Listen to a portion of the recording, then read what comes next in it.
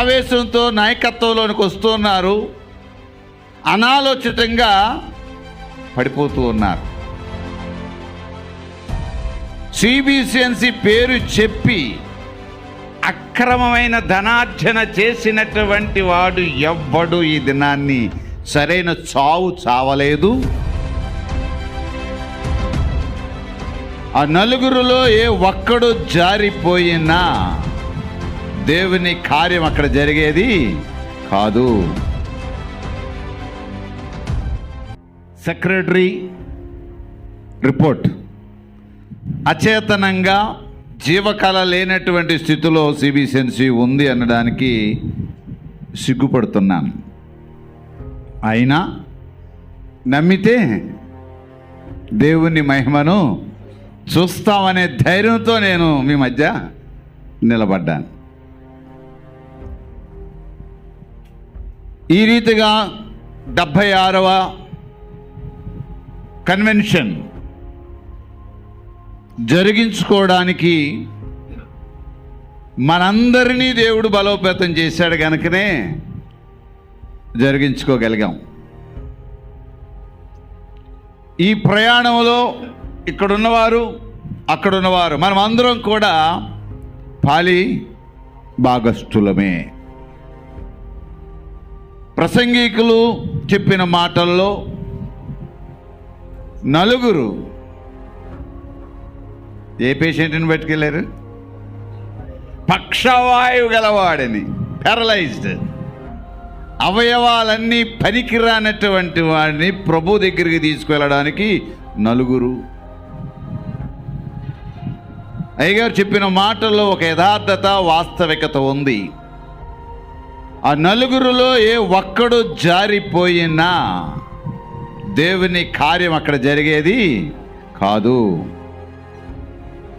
పక్షవాయువు గల ప్యారలైజ్డ్ కండిషన్లో ఉన్న సిబిసిఎన్సిని బలోపేతం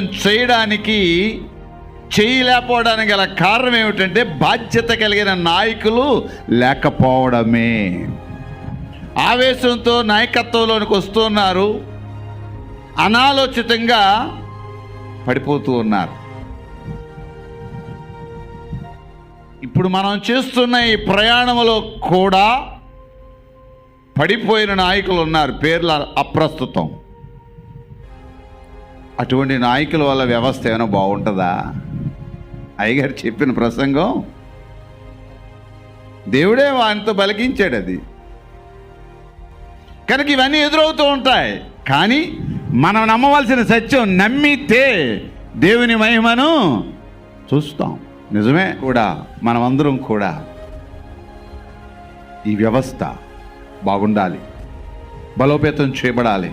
రానున్న తరానికి 1874 సంవత్సరంలో భారతదేశంలో అడుగుపెట్టినటువంటి మిషనరీల యొక్క దర్శనాన్ని బలోపేతం చేయాలనేటువంటి సత్సంకల్పంతో మనం అంతా ఇక్కడ చేరి ఉన్నాం. దాన్ని బట్టి దేవునికి వందనాలు చెల్లిందాం. ప్రియులారా, మరి ఇప్పటి వరకు సిబిసిఎన్సి ప్యారలైజ్డ్గా ఉన్నా, అచేతనంగా ఉన్నా దీన్ని బ్రతికించాలని ఎంతోమంది 1948 సంవత్సరం నుంచి ప్రయత్నాలు చేస్తూనే ఉన్నారు. ప్రభు దగ్గరికి వెళ్ళిపోతూనే ఉన్నారు. ఒక్కటి మాత్రం నిజం, సిబిసిఎన్సి పేరు చెప్పి అక్రమమైన ధనార్జన చేసినటువంటి వాడు ఎవ్వడు ఈ దినాన్ని సరైన చావు చావలేదు. వారి కుటుంబాలు సరిగా లేవు, వారి బిడ్డలు బ్రతుకులు కూడా అంగవైకల్యం కలిగినటువంటి వారుగా, నోటిమాంద్యమైన ఉంది, కాలు పడిపోయిన పరిస్థితుల్లోనే ఉన్నాయి. ఏ కుటుంబం కూడా బాగుండలేదు అని ధైర్యంగా మీ ముందు నేను చెప్తానండి. సిబిసిఎన్సి పేరు చెప్పి అక్రమ ధనార్జన చేసిన కుటుంబాలు పాడైపోయాయి. ఈ రోజు వరకు చాలామంది సిబిసిఎన్సిని ఉద్ధరిద్దామంటూ కొత్త స్లోగన్ ఆస్తుల పరిరక్షణ, ఇది ఎక్కడుందో నాకు అర్థం కాదు. సిబిసిఎన్సిని ఆస్తిగా భావిస్తున్నారు. ఆస్తుల పరిరక్షణ, అవనగడ్డ నుంచి సోంపేట వరకు నిజమే చాలా ఆస్తులు ఉన్నాయి. సిబిసిఎన్సికి 245 schools. We have 245 schools in Andhra Pradesh, and we have 6 hospitals 6 ఆసుపత్రులు ఉన్నాయి. Near about 860 Baptist churches we have. But unfortunately, our organization became paralyzed. Why we are inviting you? Itasi is a partial and part of the CBCNC. That's the reason from the used to get 3 years onwards, we are welcoming you, you are coming, you are giving an assuring word. Thank you for that. In future, I am hoping that we will travel together.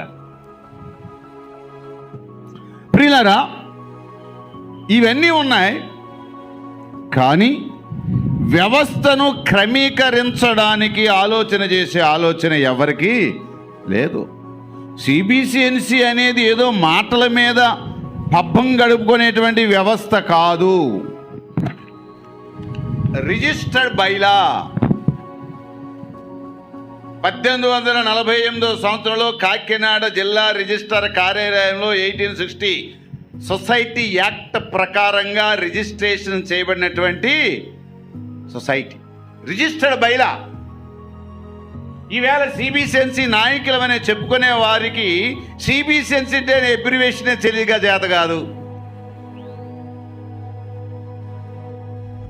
ఈ bylaw ప్రకారంగా ఏది జరగకపోయినా వాడు చేసేది అక్రమమే.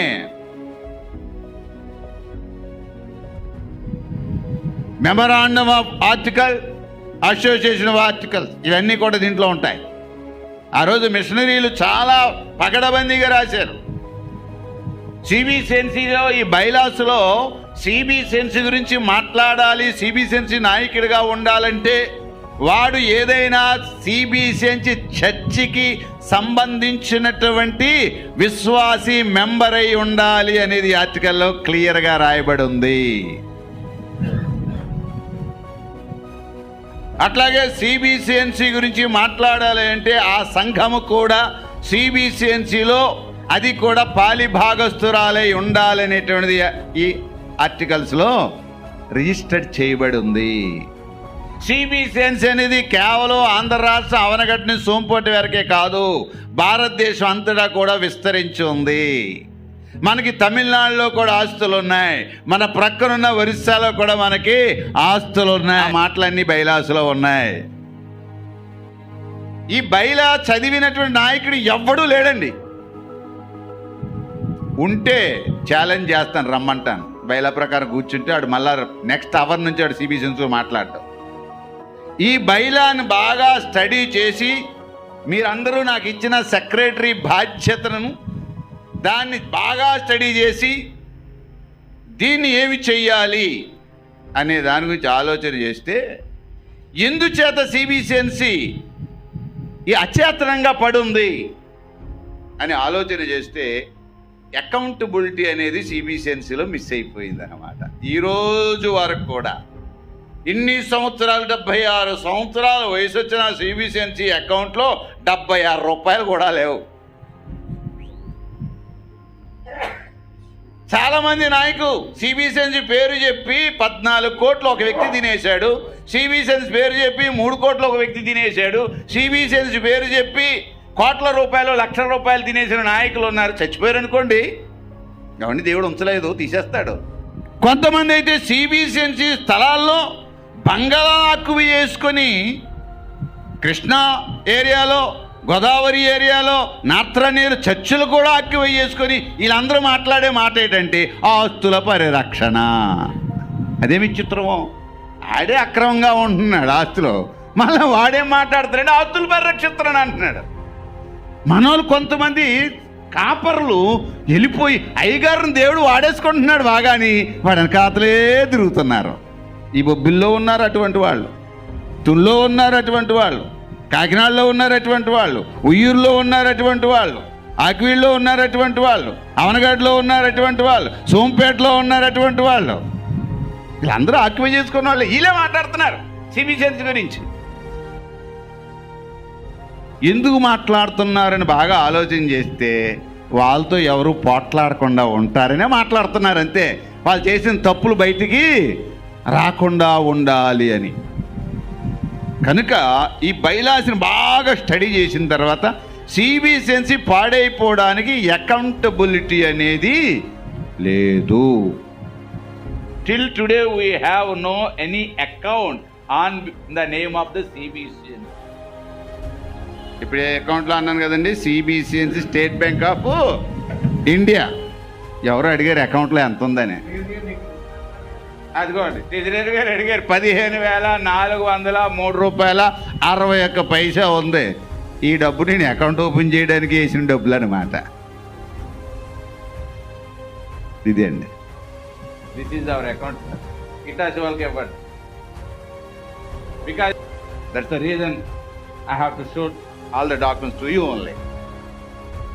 At the same time accountability ఉండాలంటే భారతదేశంలో, ఆంధ్ర రాష్ట్రంలో ప్రతి ఒడికి మనందరి జేబులు ఏమున్నాయి? ఆధార్ కార్డు. చర్చకు వచ్చినా కూడా ఆధార్ కార్డు అడుగుతుంది. రేపు నెక్స్ట్ ఇయర్ నుంచి అది కూడా వస్తుంది. అట్లాగే సిబిసిఎన్సికి కూడా ఈ పాన్ కార్డు అది తీసుకున్న వెంటనే ఇన్కమ్ ట్యాక్స్ అనేది కూడా మనం కట్టాలి కదా. సిబిసిఎన్సికి కూడా ఒక ఇన్కమ్ ట్యాక్స్ ఉంది అని అవనగడ్డ నుంచి సోంపేట వరకు ఉన్నటువంటి మన సంఘాలు, చర్చెస్, ఆస్తులు, బిల్డింగులు, స్కూల్స్, హాస్పిటల్స్ ఏమైతే ఉన్నాయో అవన్నీ జాగ్రత్తగా సర్వే చేసి వాటికి కావలసిన సర్టిఫైడ్ కాపీస్, ప్రతి ప్రాపర్టీ దేవునికి నామానికి మహిమ కలుగునుగా మనం అనుకుంటున్నాం అంతే. అవన్నీ తీసుకొని గవర్నమెంట్ వాల్యూ, కార్డ్ వాల్యూ అంటారన్నమాట. గవర్నమెంట్ వాల్యూ ఎంతైతే ఉందో అవన్నీ ఒక 2 సంవత్సరాలు జాగ్రత్తగా సర్వే చేసాం. ఆ సర్వే చేస్తున్నప్పుడు, ఈ డాక్యుమెంట్ అన్నీ తెస్తున్నప్పుడు నాకు బాగా సహకరించినటువంటి మా assistant secretary, recording secretary Kalyan గారు ఉన్నారు. ఒకసారి నేసి నిలబడి వారికి కూడా ఒక చప్పట్లు పడదాం, ఎందుకంటే అన్ని విషయాల్లో సహకరించారన్నమాట. చేసి అయ్యా గవర్నమెంట్ ఆఫ్ ఇండియా, భారతదేశ ప్రభుత్వం నా సంస్థ సిబిసిఎన్సి సంస్థ, మా సంస్థకి ఇన్ని వేల కోట్లు ఆస్తులు ఉన్నాయని ఇన్కమ్ ట్యాక్స్లో డిక్లేర్ చేసాం. We are the first one. Support కొట్టండి మనమే. This is the IT return sir. Just turn the pages. There is the last page, there is the value of our assets. Just count down that value of our assets, sir. How much that? 6,700 crores. 6,700 కోట్ల రూపాయల ఆస్తులు ఉన్నాయని income tax లో ధైర్యంగా మనం declare చేసాం మన convention నుంచి. తప్పదు కొడతాం. Is there the figure is there? 6,700 crores of our assets. All the churches and bungalows, and hospitals, schools and everything. We declared the income tax.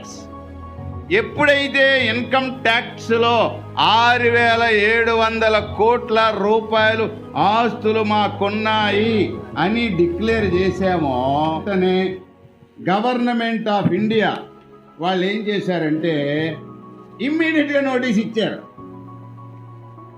అయ్యా 6,700 కోట్ల రూపాయలు సిబిసిఎన్సికి ఆస్తులు ఉన్నాయని నువ్వు ఇన్కమ్ ట్యాక్స్లో డిక్లేర్ చేసావు సెక్రటరీగా, ఈ ఆస్తుల తాలూకు వివరాలు ఇవ్వండి అని సెక్షన్ 142(1) కింద నోటీస్ ఇచ్చింది. నేను 6,700 కోట్లు సిబిసిఎన్సి జనరల్ సెక్రటరీగా నేను నోటీస్ డిక్లేర్ చేస్తే నాకు నోటీస్ వచ్చింది. This is the notice we received from the income tax department. We already declared 6,800 crores of rupees of value of assets. Give me that all the detailed information. అని ఎప్పుడైతే వాళ్ళు చెప్పారో ఇమ్మీడియట్గా మనకున్న ఆస్తులన్నీ కూడా చేస్తూ, అయ్యా మా ఆస్తులన్నీ ఎక్కడెక్కడ ఉన్నాయో ఎలాగున్నాయో చూడండి అని చెప్పి వాళ్ళు అడిగినటువంటి 14 క్వశ్చన్లకి కూడా జవాబిస్తూ, అయ్యా మా ఆస్తి విశాఖపట్నంలో 600 కోట్ల ఖరీదు చేసే ఆస్తి విశాఖపట్నంలో ఉంది. ఆయన 18 కంపెనీలకు అమ్మేశారండి, రిజిస్ట్రేషన్ చేసేసారండి, సంస్థ అకౌంట్లో ₹1 కూడా పడవలేదండి. కనుక ఆస్తి గురించి మీరు ఎంక్వైరీ చేసి తిరిగి సంస్థగా ఆస్తిని డిక్లేర్ చేయండి అని ఆ లెటర్లో వాళ్ళ పేరు, పాన్ కార్డులు, 18 కంపెనీల వివరాలన్నీ కూడా ఇన్కమ్ ట్యాక్స్కి ఇన్ఫామ్ చేయడం జరిగింది. ఎప్పుడైతే రిప్లై ఇచ్చామో ఇన్కమ్ ట్యాక్స్ అయ్యా మీరు ఇచ్చినటువంటి సమాచారానికి మేము సంతృప్తి చెందామని వారు అక్నాలజ్మెంట్ ఇమ్మీడియట్గా పంపించారు. అక్నాలజ్మెంట్ పంపించిన వెంటనే ఈ సంవత్సరం కూడా మళ్ళీ ఇన్కమ్ ట్యాక్స్ వేయాలి కదా.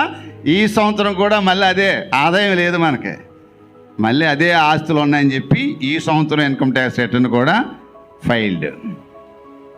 ఇవన్నీ చేసాం. చేసిన తర్వాత మరి ఇవన్నీ చేయడానికి కూడా ఆఫీస్ ఉండాలి కదా. ఇక్కడే కాదు కదా ఆఫీసు, తునిలో సిబిసిఎన్సి ఆఫీస్ ఉంది. అట్లాగే మరి ఢిల్లీలో కూడా స్టేట్ బ్యాంక్ ఆఫ్ అకౌంట్ ఉండాలి కదా. ఇది ఢిల్లీలో మనకున్నటువంటి ఆఫీస్, సిబిసిఎన్సి ఆఫీస్. ఇది ఏదో ఏమండి హోటల్ దగ్గర ఉన్న గేట్లో తీసుకుంటారు మీరు ఫోటో అంటారేమని చెప్పి అక్కడ ఆఫీసు కూడా ఫర్నిచరు, టేబుల్, ఆఫీసు, ఈ ఫోటో కూడా ఇది మన కనుక సిబిసిఎన్సి ఆఫీస్ అంటే రామారావుపేట, కాకినాడ, సెమినరీ కాకినాడ, ఇట్లాగే చెబుతున్నారు. కానీ మనం మాత్రమే ఒక నిర్దిష్టమైన office with door number, postal address, pin కోడ్తో సైతం గవర్నమెంట్ ఆఫ్ ఇండియాకి డిక్లేర్ చేసినటువంటి వారిగా మనం మాత్రమే ఉన్నామని చెప్పడానికి నేను ధైర్యంగా మీ ముందు నిలబడుతున్నా. మనకేమైనా కడుపు నిండుతుందా?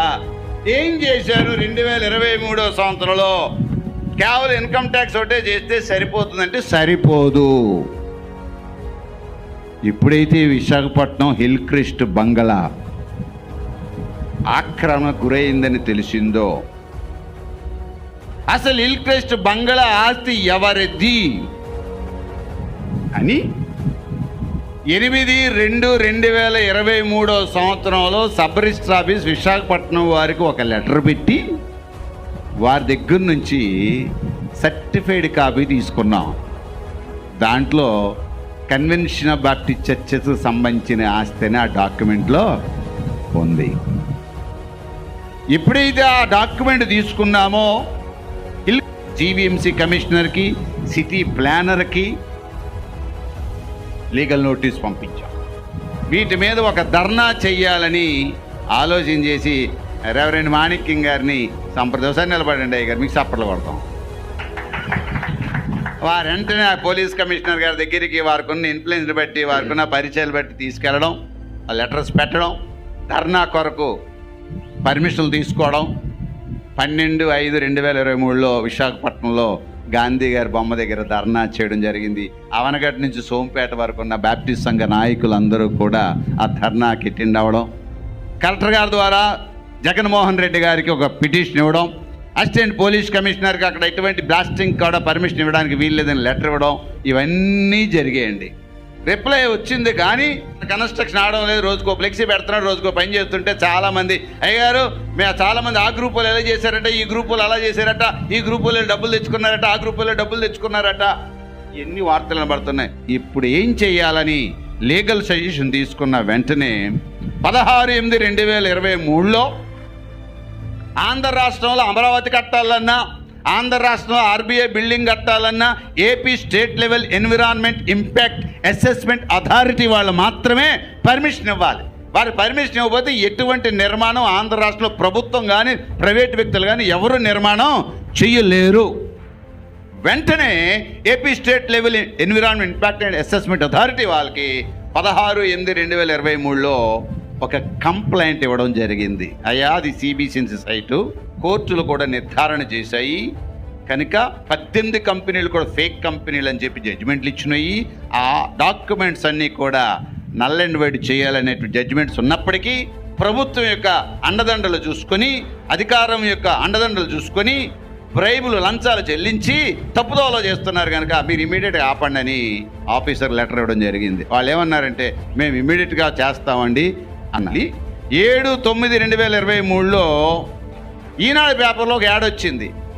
ఎంవివి సత్యనారాయణ గారికి వెకెంట్ ల్యాండ్ ట్యాక్స్ కట్టండి, 70 లక్షల రూపాయలు కట్టండి, కడితే మీకు ఇచ్చేస్తామని పెడితే ఆ యాడ్ని బేస్ చేసుకుని జీవీఎంసీ వారికి మరలా నేను లెటర్ పెట్టి ఆర్టీ యాక్ట్ ప్రకారం మీరు ఆయనకి వెకెంట్ ల్యాండ్ ట్యాక్స్ కట్టమన్నారంట కదా, దాని తాలూ వివరాలు ఇవ్వండి అంటే ఆర్టీ యాక్ట్లో వాళ్ళు ఏమి ఇచ్చారంటే అయ్యా మేము అటువంటిది ఏమి ఆయనకి ఇవ్వలేదు, నోటీస్ ఇవ్వలేదు, కట్టవసలేదని రిప్లై ఇవ్వడం జరిగింది. ఆ రిప్లైని పురస్కరించుకొని మరలా 20/9/2023 AP state level environment impact assessment authority వారికి మరలా ఇంకో కంప్లైంట్ ఇచ్చాను. పోయారు. విశాఖపట్నం నిర్మాణం అనేది ఆ ప్రాంగణంలో కూడా ఎట్టి పరిస్థితుల్లో జరగదు. సామర్లకోట ఫీల్డ్లో దివిలి అనే ఒక గ్రామం ఉంది. ఆ దివిలిలో ఒక చర్చ్ ఉంది. ఆ చర్చ్ కూడా సిబిసిఎన్సి ప్రాపర్టీయే. కానీ నాయకత్వం యొక్క బలహీనతలు ఏం చేశాయంటే, ఆ రోజుల్లో అక్కడ ఉన్నటువంటి పంచాయతీ ఆఫీసర్ ఏం చేశాడంటే, ఇది జిల్లా పరిషత్ వారి యొక్క ప్రాపర్టీ అని చెప్పి ఆర్ఎస్ఆర్ రికార్డులో నమోదు చేశాడు. అంటే ప్రభుత్వం మనకు అలాగా ద్రోహం చేస్తుంది. చేయగానే 12/12/2023లో మన రికార్డింగ్ సెక్రటరీ గారు, మన సంజీవరావు గారు, మేమందరం కూడా కాకినాడ వెళ్ళి కలెక్టర్ గారిని కలిసి, డిస్ట్రిక్ట్ పంచాయతీ ఆఫీసర్ని కలిసి, ఎంఆర్ఓ గారిని కలిసి, ఆర్టీఓ గారు కలిసి వీళ్ళందరికీ కూడా కంప్లైంట్ ఇవ్వడం జరిగింది. వాళ్ళు కూడా మేము దీని మీద పరిశీలన చేస్తామని రిప్లై ఇవ్వడం కూడా జరిగింది. ఇది మన సిబిసిఎన్సి పక్షంగా మేము చేస్తున్న పని. అలాగే సామర్లకోటలో ఉన్నటువంటి స్కూల్ ప్రాపర్టీ కూడా ఎంక్వైరీ చేస్తామని ఒక రిప్లై ఇవ్వడం జరిగింది. ఇటువంటి విద్యా ప్రాంగణాల్లో ఎటువంటి మతపరమైన కట్టడాలు నిర్మాణం చేస్తే వాటి ఇమ్మీడియట్గా డిమాలిష్ చేయమని, కానీ దాన్ని ఎవరు పాటించలేరు. కానీ మన సిబిసిఎన్స్ పక్షంగా ఏదో ఒక రోజుని అది డిమాలిష్ చేయడానికి ప్రయత్నాలు జరుగుతున్నాయి.